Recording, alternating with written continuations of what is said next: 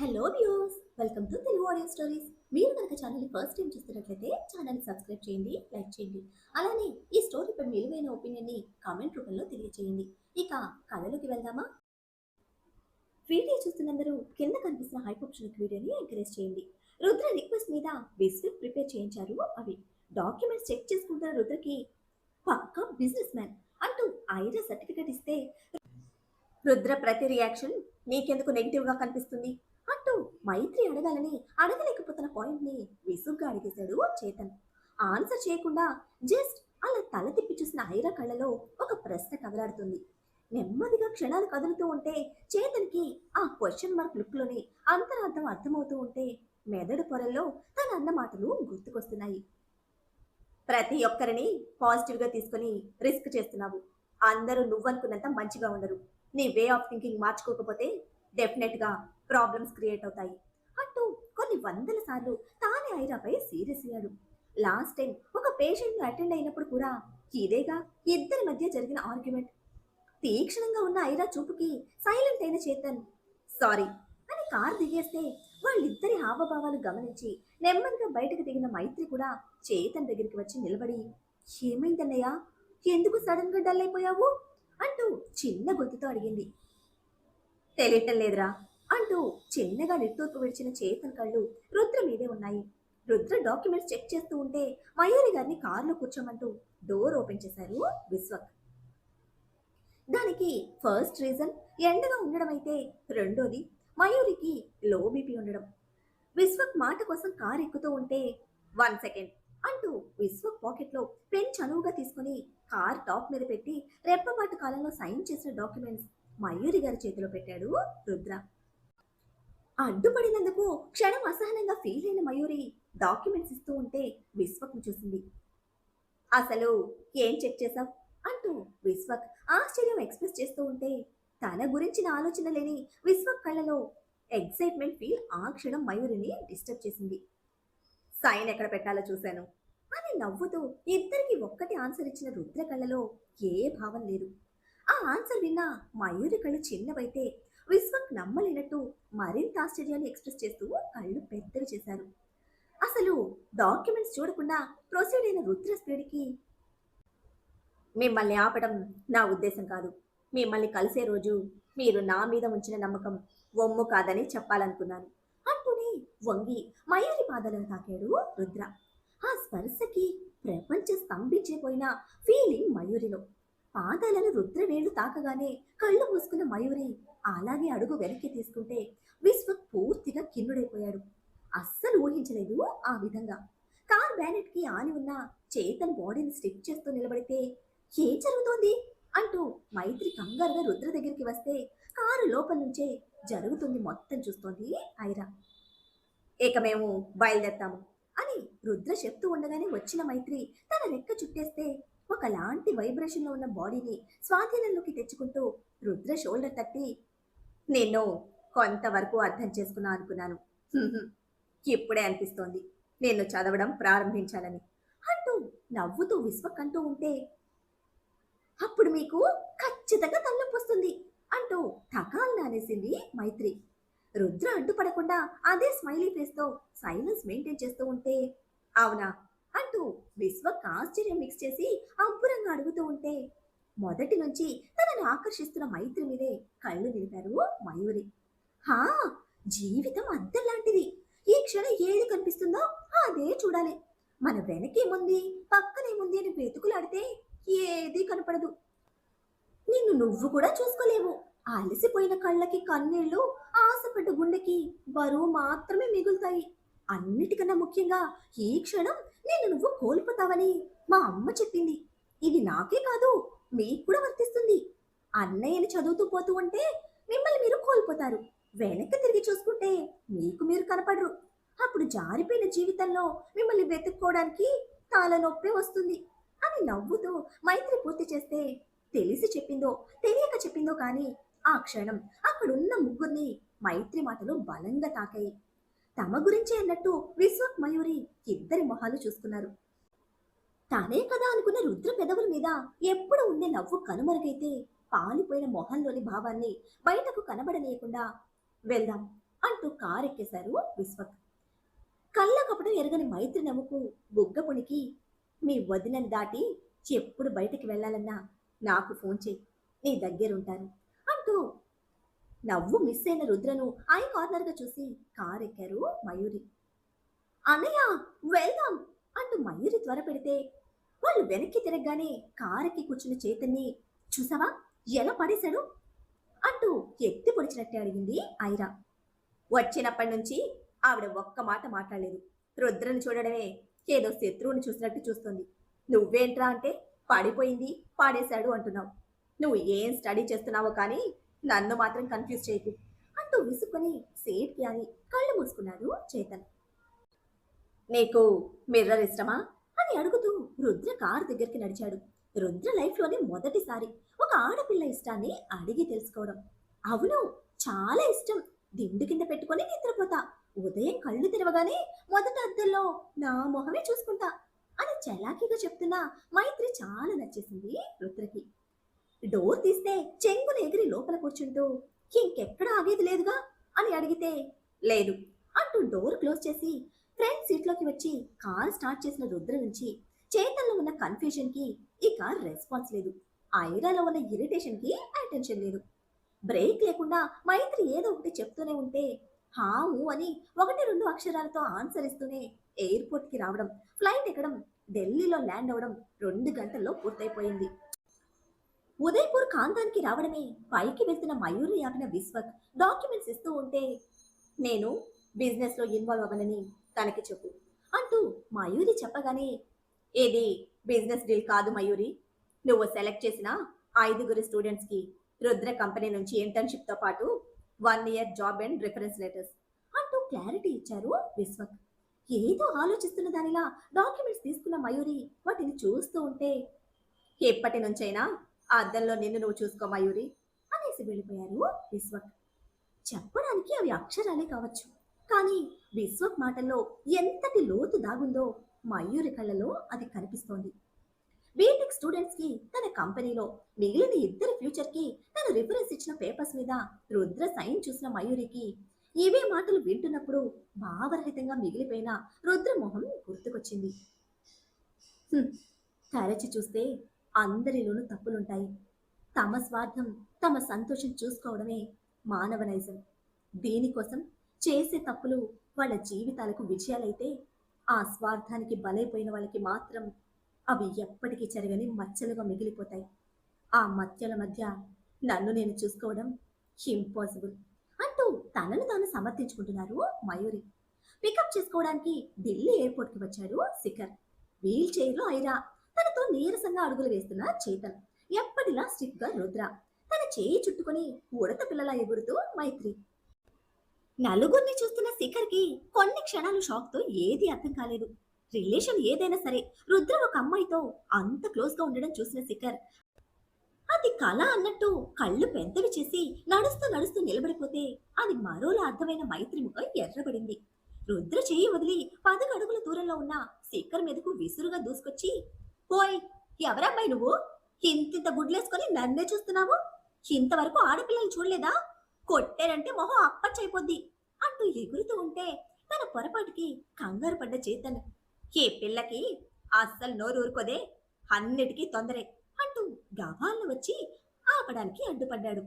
చెప్పడానికి చూస్తున్నా చేతన్ రెక్క పట్టుకుని గిరుక్కున శిఖర్ వైపుకి తిప్పి, చూసావా మా చిన్నన్న, అదిగో వెనుకున్నాడే మా పెద్దన్న, 2 అన్నల మధ్యలో ఉన్నా నాకే సైట్ కొడుతున్నావు, గుడ్లు పొడి చేస్తాను అంటూ తపాసుల పేరుతో వేళ్లు ముందుకు విసిరితే వెనక్కి బెండైన శిఖర్ వింతగా చూస్తున్నాడు మైత్రిని. ఓయ్ తిక్కపాలెం, తాను మా guider doctor Shikhar Patwani, Rudra best friend అని వివరం చెప్పడమే ఇంత గుడ్లేసుకుని క్షణం శిఖర్ని పైనుంచి కిందకి చూసిన మైత్రి మరుక్షణం చేతన్ని ముందుకు తోసి తన వెనక నక్కింది. నిమిషంలో హడలెత్తించిన మైత్రి పాప దెబ్బకి నవ్వుతూ వచ్చిన రుద్రను వింతగా చూస్తూ, ఆ 4వ టికెట్ ఈ తిక్కపాలమేనా అంటూ విస్మయం నిండిన అనుమానంతో అడుగుతూ ఉంటే రుద్ర రెస్పాండ్ అయ్యేలోపే, ఓయ్ డాక్టరు, ఎవరయ్యా తిక్కపాలెం?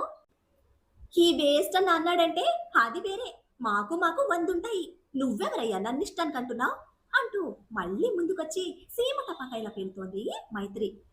ఓసని ఎంకమ్మ, వదిలేస్తే తగలబెట్టేసేలా ఉన్నావు అంటూ మినిమం కొత్తదనం కూడా చూపకుండా కొట్లాటకు దిగిన మైత్రి నోరు నొక్కేసి బయటకు లాక్కుపోయాడు చేతన్. అప్పటికే ఎయిర్పోర్ట్ లో పలచగా ఉన్న జనం వాళ్ళనే చూస్తూ ఉన్నారు. ఇంకాసేపు అలాగే మైత్రి గొంతు మోగుతూ ఉంటే పోలీసులు ఎంటర్ అయ్యేవాళ్ళు. ఆ ప్రమాదం లేకుండా రాకుండా త్వరపడి న్యాయంగా తప్పించిన మన చేతన్ ఈ తొందరపాటులో హైరా పాపని మళ్ళీ వదిలేశాడు. అదేమో తోస్తే కాని కదలని కుర్చీ కావడంతో తనని మర్చిపోయిన అందర్నీ కామ్గా చూస్తున్న ఐరా కోసం వెనక్కి తిరిగి వెళ్లిన రుద్ర చైర్ ముందుకు నడిపిస్తూ ఉంటే పక్కకు చేరాడు శిఖర్. నీ గురించి చెప్పనే లేదు, ఈ వీల్ చైర్ ఏంటి, ఏమైంది అంటూ ఇద్దరిని చూసి అడుగుతూ ఉంటే బ్యాలెన్స్ లేదు అంటూ తల నిటారుగా పైకి లేపి రుద్రని చూస్తూ చెప్తూ ఉంటే బ్యాలెన్స్ లేదా అంటూ డౌట్ పడిన శిఖర్, నీ మొబైల్కి ఇక్కడ రీఛార్జ్ ప్రాబ్లం ఉందా అన్నాడు టెక్నికల్ వేలో థింక్ చేస్తూ.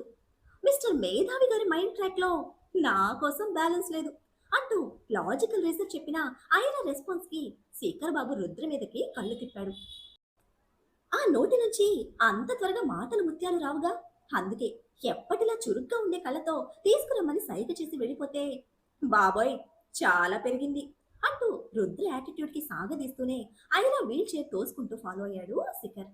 అదే నేను కూడా చెప్తే ఎవ్వరూ నమ్మటం లేదు డాక్టర్ పట్వాని అంటూ ఐరా పాప నొక్కి వక్కానిస్తూ ఉంటే నువ్వు ఇండియాలోకి అడుగు పెట్టాక నమ్మలేని విషయాలు రికార్డు స్థాయిలో లిస్ట్ అయ్యాయి అంటూ సెటైర్ వేశాడు శిఖర్ కూడా. వాటన్నిటినీ ఫిల్టర్ చేస్తేనే క్లారిటీ వస్తుంది అని అంటూ వెంటనే ఇద్దరు డ్యూటీలోకి షిఫ్ట్ అయ్యి మాట్లాడుకుంటూనే పార్కింగ్ లో కార్ దగ్గరికి వచ్చేస్తే మైత్రి చేతని ఇద్దరు నువ్వంటే నువ్వని గొడవ పడుతూనే ఉన్నారు.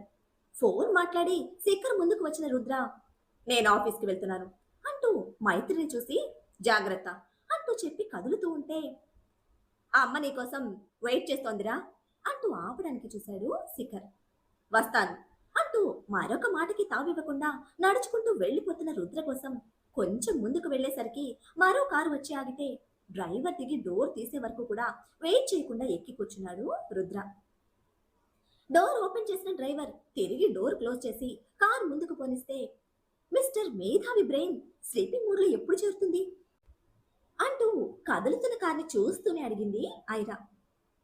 వాడి హిస్టరీలో రెస్ట్ అనే వర్డ్కి ప్లేస్ లేదు అంటూ వీల్ చైర్ నెట్టడం స్టార్ట్ చేస్తే అందుకే మిస్టీరియస్ బీస్ట్ గా తయారయ్యాడు అంటూ సీరియస్ గా స్టేట్మెంట్ ఇచ్చిన ఐరాను అంతకన్నా సీరియస్ గా చూశాడు శిఖర్. ఇట్స్ నాట్ పర్సనల్ అంటూ తన స్టేట్మెంట్ కి సపోర్ట్ తీసుకున్న ఐరా కాన్ఫిడెంట్ కి శేఖర్ ముఖం పాలిపోతే పార్కింగ్ లో ఉన్న తన కార్ దగ్గరికి తీసుకువెళ్తూ చేతని కూడా రమ్మని పిలవడంతో గొడవ ఆడుకుంటూనే చైతన్ మైత్రి ఇద్దరు కదిలారు. నాలుగు కళ్ళేసుకొని నన్ను మింగేసేలా చూస్తూ ఉంటే కోపం రాదా మరి అంటూ అప్పటికి కూడా మైత్రి చేతన్ మీద దెబ్బలాడుతూనే ఉంటే నాలుగు కళ్ళు అన్నందుకు స్పెట్స్ సరిచేసుకుంటున్న శిఖర్ బ్యాక్ సీట్ లో కూర్చున్న మైత్రిని కసురుగా చూశాడు. ముందిద్దరు ఉన్నారన్న ధ్యాస కూడా లేదు వెనకున్న వీళ్ళిద్దరికి. చూస్తే దెబ్బలాటకు వెళ్ళిపోతావా, ఇదేమన్నా మీ పల్లెటూరు అనుకుంటున్నావా, ఢిల్లీ ఢిల్లీ నోరు వేసుకొని పడిపోతే కటకటాల్లో కూర్చోబెడతారు అంటూ సీరియస్ గా వార్నింగ్ ఇస్తూ మళ్ళీ చెప్తున్నా, హైరాతో ఉన్నంత వరకు అరవడాలు అల్లరి చేయడాలు అన్ని బంద్, బుద్ధిగా ఉండు అంటూ గద్దిస్తున్న చేతన్ది కేరింగ్ మాత్రమే అయినా మైత్రికి మాత్రం అది నచ్చలేదు. పట్టుకోమన్నప్పుడు పట్టుకోలేదు కానీ అవసరం లేనివన్నీ పట్టుకుంటాము, నీతో కచ్చి మాట్లాడను పో అంటూ భుజం మీద బలంగా పొడిచి మూలకి చేరి అద్దంలో నుండి ఢిల్లీ భవనాలు కళ్ళప్పగించేస్తే ఏం తింటున్నావు తల్లి, భుజాలకు డ్రిల్లర్ లెక్క బొక్కలేస్తున్నావు అంటూ మళ్ళీ చేతన్ సెటైర్ వేయడం, మైత్రి కళ్ళు తిప్పకుండా ఆన్సర్ చెప్పడం. ఇలా ఇద్దరి మధ్య గొడవ ఆగకుండానే పోతూ ఉంటే మధ్య మధ్యలో శిఖర్ కూడా ఇరిటేట్ అవుతూ నవ్వుకుంటూ పల్లెటూరి స్వచ్ఛదనంతో నిండిన మైత్రి మాటలు అల్లరి ఎంజాయ్ చేస్తూ ఉంటే ఈ ముగ్గురితో సంబంధమే లేనట్టు రుద్ర ఆలోచనలో మునిగిపోయింది ఐరా. వేద్ వెళ్ళిపోయాక వినోద్ గారి బీపీ రైస్ అవ్వడంతో డాక్టర్ కి ఫోన్ చేసి పిలిపించారు పిఏ సుందర్ పాండే. వినోద్ గారి తర్వాత మళ్ళీ రుద్ర కూడా ఫోన్ చేసి మాట్లాడి తను చెప్పడంతోనే వినోద్ గారిని ఇంటికి పంపించి రుద్ర కోసం వెయిట్ చేస్తున్నారు పాండే. కార్ ఆగడమే పరుగున వచ్చి డోర్ తీసిన పాండే గారిని చురుగ్గా చూశాడు రుద్ర. ఇటువంటి సర్వీసుల్ని రుద్ర అస్సలు ఇష్టపడ్డు, ఎంకరేజ్ చేయడు. అది తెలిసి కూడా కంగారులో చేసిన దానికి ముఖం చిన్న ముచ్చుకున్న పాండేతో ఇంకా ఎంత టైం ఉంది, అంటూ అడుగుతూనే వడివడిగా వెళ్తున్న రుద్ర వెనక చిన్నపాటి పరుగుతో ఫాలో అవుతున్న పాండే వయసు 45 పైమాటే. సన్నగా ఉండడం వల్ల రుద్ర స్పీడ్ని అనుసరించడంలో పెద్ద కష్టం లేదు. తన కళ్ళ ముందే పెరిగిన రుద్ర అంటే అభిమానంతో పాటు భయం, గౌరవం కూడా ఉండడంతో వాళ్ళకి కెఫ్టీరియాలో ల్యాప్టాప్ మిస్ అయ్యి ప్రాబ్లం అయిందంట సార్. ఇంతకు ముందే ఫోన్ చేశారు స్టార్ట్ అయ్యామని. ఈ ట్రాఫిక్లో రావడానికి ఈజీగా 1 అవర్ దాటుతుంది అంటూ ఎక్స్ప్లెనేషన్ చేస్తూనే లిఫ్ట్లో 8th ఫ్లోర్కి వచ్చారు. ఈ ఫ్లోర్ మొత్తం న్యూ జాయినర్స్తో పాటు రుద్ర చాంబర్ కూడా ఇక్కడే ఉంటుంది. వినోద్ ఇంకా వేద్ది 5th ఫ్లోర్. తన చాంబర్ దగ్గరికి రావడమే బయోమెట్రిక్తో లాక్ ఓపెన్ చేసి లోపలికి వెళ్ళిన రుద్ర వెనక్కి వస్తూ వాళ్ళు వచ్చే వరకు రెస్ట్ తీసుకోండి సార్ అంటూ పాండే చెప్తూ ఉంటే మార్నింగ్ డాడ్ ఎటెండ్ ఫైల్స్ పంపించండి అంటూ వర్క్ చెప్పి పర్సనల్ రూమ్లోకి వెళ్తూ ఆగిన రుద్ర తిరిగి చూశాడు. ఇంటి విషయాలు, Rudra personal health problem Shikhar తర్వాత తెలిసింది పాండేకి మాత్రమే. శిఖర్ స్నేహితుడుగా రుద్రకి అన్ని విషయాలు సపోర్ట్గా ఉంటే పాండే నమ్మకస్తుడిగా బిజినెస్ విషయాల్లో కుడిభుజంగా నిలబడ్డ మనిషి. ఆ చూపుకి క్షణంలో తేరుకున్న పాండే ఇంకోసారి రెస్ట్ తీసుకోమని చెప్పే ధైర్యం చేయలేక నేను రాను సార్, ఫైల్స్ పంపిస్తాను అంటూ చెప్పి వెళ్ళిపోయారు. ఇంచుమించు తండ్రి వయస్సు, తనకు మించిన అనుభవం ఉండడంతో దానికి రెస్పెక్ట్ ఇస్తూ పైకి కిందకి ఫైల్స్ పట్టుకొని తిరగడం మానేయండి అంటూ ఆల్రెడీ రుద్ర ఒకసారి సీరియస్గా చెప్పుండడంతో అప్పటి నుండి గుర్తు పెట్టుకుని మరి తన డ్యూటీకి మించి స్వామి భక్తి ప్రదర్శించాడు పాండే. వినోద్ గారు అటెండ్ అయిన ఫైల్స్, ఇంకా వేద్ అటెండ్ అవ్వకుండా వదిలేసిన ఫైల్స్ ఆ ఛాంబర్స్ నుంచి కలెక్ట్ చేసుకుని పైకి పంపించాడు పాండే. జోధ్పూర్లో రుద్రని అడ్మిట్ చేసిన హాస్పిటల్కి మనుషులు పంపించాడు అన్వీర్ పిఏ. వాళ్ళు ధైర్యంగా డాక్టర్ దగ్గరికి వెళ్ళి మా సార్ ఫైల్స్ తెమ్మన్నారు అంటూ రుద్ర కింద పనిచేసే వాళ్ళలా చూపించుకొని ఫెయిల్ అయ్యారు. హైరా ఇచ్చిన డోస్ డాక్టర్ మీద బాగా ఎఫెక్ట్ చూపించడంతో బదులుగా మొత్తానికి క్లాస్ పీకి పోలీస్ కంప్లైంట్ ఇస్తాను అంటూ డాక్టర్ ఫైర్ అయ్యేసరికి తత్తరపడుతూ తప్పించుకొని వచ్చిన వాళ్ళు పిఏ అక్కుపక్షికి ఫోన్ చేశారు. వాళ్ళు చెప్పింది చెప్పినట్టు బాస్కి చెప్పిన దొబ్బులే, చెప్పకపోయిన దొబ్బులే అని నలిగిపోతున్న పిఏ ఆ 2 ఆప్షన్స్లో చెప్పడమే బెటర్ అని ఫిక్స్ అయిన అక్కుపక్షి ఫైనల్గా ధైర్యం చేసి మ్యాటర్ మొత్తం క్లియర్గా అన్వీర్కి చేరవేస్తే అసలు నీకెందుకు ఇంకా శాలరీ పే చేస్తున్నానో నాకే అర్థం కావటం లేదు. రిపోర్ట్స్ కావాలంటే డాక్టర్ దగ్గరికి వెళ్ళాలా? ప్రింట్ తీసినవాడు, ప్రిపేర్ చేసినవాడు, ల్యాబ్లో టెస్ట్ చేసినవాడు ఇంతమంది ఉన్నారుగా అంటూ బుర్ర తక్కువ వెధవలతో పాటు వాళ్ళని పంపిన పిఏకి కూడా మొహం వాచేలా చీవాట్లు పెడితే పాయింట్ పట్టుకున్న అక్కుపక్షికి అన్వీర్ కోపంతో గొంతు తడారిపోయింది. 1 లక్ష వాళ్ళ మొక్కాను కొట్టు, 5 minutesలో నాకు రిపోర్ట్స్ కావాలి అంటూ కొట్టకుండా అన్వీర్ వేసిన ఆర్డర్కి పగిలిపోకుండా మిగిలిపోయిన చంపల్ని అమ్మయ్యా అనుకుంటూ రుద్దుకొని గబగబా బయటకొచ్చిన అక్కుపక్షి తన మనుషులకి దప్పు కొట్టి 5 నిమిషాల్లో త్వరగా కానియండి అంటూ చీవట్లు పెట్టాడు. 5 నిమిషాలు కాస్త 10 నిమిషాలయ్యింది. ఆన్లైన్లో ట్రాన్స్ఫర్తో జారిపోయిన డబ్బు తిరిగి రాలేదు, కానీ మాడిపోయిన మొహంతో అన్వీర్ ముందుకి ఉట్టి చేతులతో తిరిగి వచ్చాడు అక్కుపక్షి. మొద్దు మొహంతో నిలబడ్డ అక్కుపక్షి మీద వేర్ ఆర్ ద రిపోర్ట్స్ అంటూ అన్వీర్ మండి పడిపోతూ ఉంటే సార్, మీరు ముందుగానే అరిచి నన్ను భయపెట్టకండి, నిజం చెప్పాక నన్ను తిట్టండి, కొట్టండి అంటూ ముందుగానే ఏడుపు మొహంతో అర్జీ పెట్టుకొని ఆ పిల్ల మహా ముదురు సార్, ఆ రుద్ర కోసమే స్పెషల్గా సెలెక్ట్ చేసి పంపినట్టున్నారు. ఆ డాక్టర్స్ ఇద్దరు పెద్ద జాదుగాళ్ళు. డాక్టర్ చేతిలో నుండి రిపోర్ట్ తీసుకోవడమే, అక్కడ ఏ సాక్ష్యం మిగలకుండా మొత్తం తుడిచిపెట్టేశారు. అసలు అక్కడ రుద్ర జాయిన్ అయినట్టు, ట్రీట్మెంట్ జరిగినట్టు కూడా ఎటువంటి రిపోర్ట్ లేదు సార్ అంటూ బెదురు బెదురుగా చెప్తూ ఉంటే వింటున్న అన్వీర్ శుద్ధ ముఖ మొహంతో they both are well trained and well planned అనుకుంటూ చైర్లో సెటిల్ అయ్యాడు.